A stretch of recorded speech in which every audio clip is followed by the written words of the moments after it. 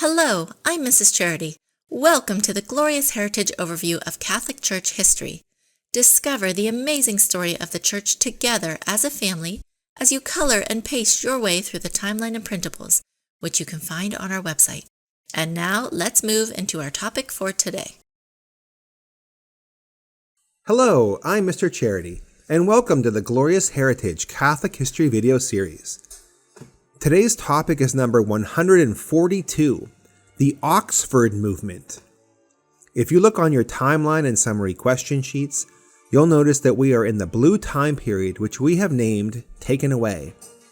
If you don't have a timeline or summary question sheets, you can find them on our website. Do you like ice cream? One of my favorite treats is a cookie dough ice cream cone on a hot summer day. Have you ever eaten ice cream on a hot summer day? If you have, then you know that you must hurry up and eat it because it melts very quickly in the hot sun. If you want to keep ice cream from melting and making a big mess, you must keep it in the freezer. In an odd sort of way, Protestantism is a bit like an ice cream cone on a hot summer day. You see, Protestants broke away from the Catholic Church in the 1500s when they followed the heretic Martin Luther. At first, the Protestant religion looked more like the Catholic religion. Protestantism was still a false religion when it started, but in the beginning, when Martin Luther broke away, he still kept many things that the Catholic Church had. The time that Martin Luther broke away is much like the time in which you first take ice cream out of the freezer. However, over time, the Protestant religion changed and broke into many different groups. Each group changed their version of their religion more and more, and little by little, the Protestant religions moved further and further away from the Catholic religion. Just like how an ice cream cone, once taken out of the freezer, begins to melt and make a mess, so too did the Protestant religions begin to change more and more as time went by. Finally, by the 1800s, the different Protestant religions had turned into a big mess, just like a melting ice cream cone. In England in the mid-1800s, some Anglican Protestants were watching all the changes in their religion and were beginning to ask why it was turning into a big mess. They looked at the Catholic Church and noticed how beautiful and good it was. They wanted to change their religion back to how it used to be by making it look more like the Catholic Church. The men who wanted to do this were students at Oxford University in England, and they were also Anglicans, which was the religion that Henry VIII started when he broke away from the Catholic Church in the 1500s. A man named John Henry Newman was leading this group, trying to change their religion to look more Catholic. This was called the Oxford Movement. However, the more that John Henry Newman studied the Catholic Church, the more he became convinced that it was the true and only religion started by our Lord. When he discovered this, he decided to stop being Protestant and to become a Catholic. John Henry Newman was very smart, and also a great writer. He had many Anglican friends. Most of them were lawyers and doctors and professors and clergymen. He was able to convince many of them to leave their false religion of Protestant Anglicanism and also become Catholic like he did. Pope Leo XIII was very pleased with the Oxford movement. What was so important was that it was very intelligent and influential Anglicans that converted to become Catholic. This showed to many others in England that the Catholic Church was the true church because so many intelligent Anglicans had decided to become Catholic. Then Pope Leo XIII gave John Henry Newman a great honor. He was ordained a priest and consecrated a bishop, but he was also made into a cardinal, a prince of the church.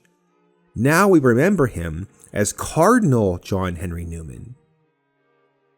Well, now Mrs. Charity will tell you more about Cardinal John Henry Newman. Hello, I am Mrs. Charity.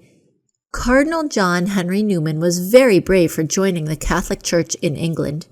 Because of Henry VIII, almost the entire nation of Britain was Protestant, and there were very few Catholics due to the years of persecution that followed after it became Protestant.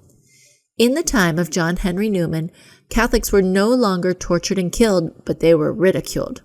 When Cardinal Newman became a Catholic, Many of his former friends and acquaintances became his enemies. He was even put on trial for denouncing Anglicanism. This is an important lesson to learn.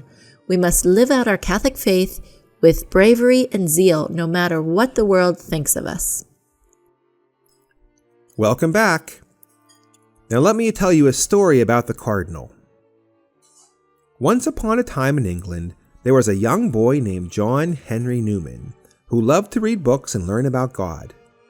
Little did he know, his love for learning would lead him on an incredible journey. He was born in 1801 and grew up to be a very smart young man. He went to school at Oxford University, where he became a popular teacher and preacher. He was part of the Protestant Anglican religion, but something kept nagging him. He felt like there was something more to discover than what he already knew. One day, while reading old books about the early church, John Henry found himself fascinated by the Catholic Church. He realized that many of the things he believed were actually part of the Catholic faith. This discovery made him curious, and he began to study more and pray even harder. His curiosity led him to take a big step. In 1845, he decided to become a Catholic. This was a huge decision. He knew he might lose friends and his job, but he knew that it was right and pleasing to God. He found a kind priest who helped him through his conversion, and when he officially became a Catholic, he felt a great sense of peace and relief. But his journey didn't end there. He wanted to do more to help others understand the Catholic faith as well. He became a priest, and he started a community called the Oratory in Birmingham. He wrote books and gave sermons, and he helped many people learn more about the Catholic Church. In 1879, Pope Leo XIII made him a cardinal, which is a very important position. He even took part in the First Vatican Council, which is a subject that we'll talk about in future videos. Well, that's all for today. Come back next time, and we'll talk about something that is very bad and dangerous. We'll talk about Charles Darwin and his false idea of evolution. I hope you enjoyed and learned something new today. Visit our website, www.gloriousheritagecartoons.com, where you can find more educational supplements, cartoons, books, and printables. You can also follow us on YouTube, Facebook, and Instagram to get notified of our latest updates and videos. And if you like our work and want to support us, you can make a donation on our website or on Patreon. We really appreciate your generosity and kindness. Please don't forget to like, comment, share, and subscribe to our channel, and see you next time.